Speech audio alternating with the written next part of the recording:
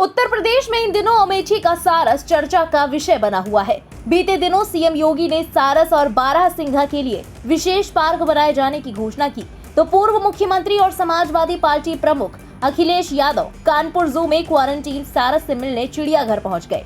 हालांकि उनकी सारस से मुलाकात नहीं हो पाई। उन्होंने सीसीटीवी के जरिए सारस का हालचाल जाना। इस दौरान सारस का दोस्त आरिफ भी मौजूद रहा। दोनों ने सीसीटीवी स्क्रीन पर सारस को देखा और वहां करीब 1 घंटा बिताया। मीडिया से बात करते हुए अखिलेश ने कहा कि मैं विभाग को धन्यवाद देता हूं कि उन्होंने हमें पक्षी को देखने की अनुमति दी। सरकार को क्वारंटाइन समाप्त होने के बाद पक्षी को उसके प्राकृतिक वातावरण में छोड़ने की दिशा में जरूरी कदम उठाने चाहिए। उन्होंने कहा कि मुझे याद है कि सपा सरकार के दौरान हमने सारस के संरक्षण पार्क के लिए एक बड़ी राशि स्वीकृत की थी, क्योंकि ये हमारा राज्य पक्षी है।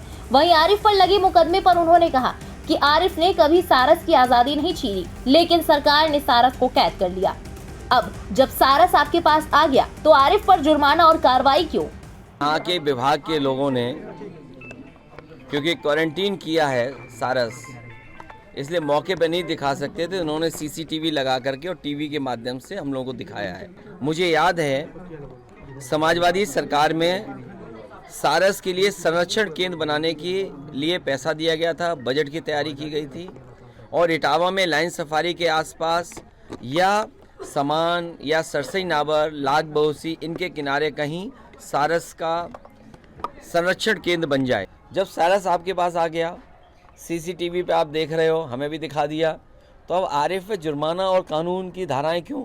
अगर आरिफ पे कोई कानून बनता है कि जिसके खिलाफ, जिसके तहत कार्रवाई कर रहे हैं, तो आप पिंजड़े में बंद कर रहे हैं, उसके लिए भी कार्रवाई कर सकते हैं, उसका भी कानून है। अगर कानून आरिफ के लिए था तो कानून उसके लिए भी है कि आपने कैद कैसे कर दिया। गौरतलब है कि अमेठी जिले के निवासी आरिफ को पिछले साल खेत में ये सारस घायल अवस्था में मिला था। उसने उसका इलाज कराया। सारस आरिफ से इस कदर घुल मिल गया था कि उसके साथ ही रहने लगा। अखिलेश यादव पिछली 5 मार्च को आरिफ और सारस से मिलने के लिए अमेठी गए थे।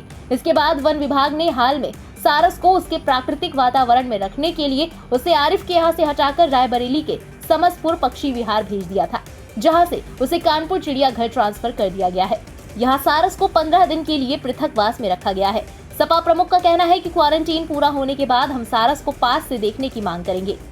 फिलहाल इस खबर के बारे में आपका क्या कहना है? कमेंट में अपनी राय जरूर बताएं। देश और दुनिया की बाकी खबरों के लिए सब्सक्राइब करें इंडिया पब्लिक खबर के YouTube चैनल को और बेल आइकन दबाएं ताकि चैनल से जुड़ी सारी लेटेस्ट अपडेट्स आप तक वक्त से पहुंच पाए।